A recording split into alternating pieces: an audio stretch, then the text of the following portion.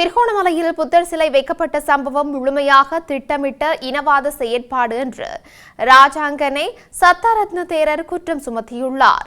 திருகோணமலை புத்த சிலை தொடர்பில் பலாங்கோடை கஸ்பர தேரருக்கு நெருங்கிய தொடர்பு உள்ள கஸ்ப தேரர் முழுமையான இனவாதி எனவும் சாடியுள்ளார். திருகோணமலை புத்த சிலை தொடர்பில் பலாங்கோட கஸ்ப தேரருக்கு நெருங்கிய தொடர்புள்ள கஸ்ப தேரர் முழுமையான இனவாதி எனவும் சாடியுள்ளார்.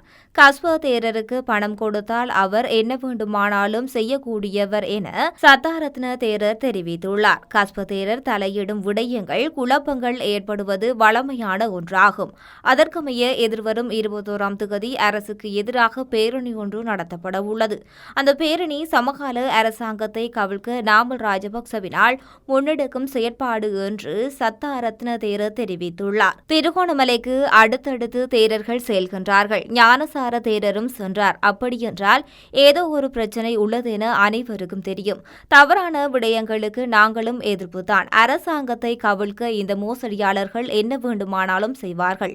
இதற்காக இனவாத மதவாத தூண்டப்படும் என நான் பயமின்றி கூறுவேன். இந்த மோசடி செயற்பாடுகளை ஏமாற வேண்டாம் என நான் பொதுமக்களிடம் கேட்டுக்கொள்கின்றேன்.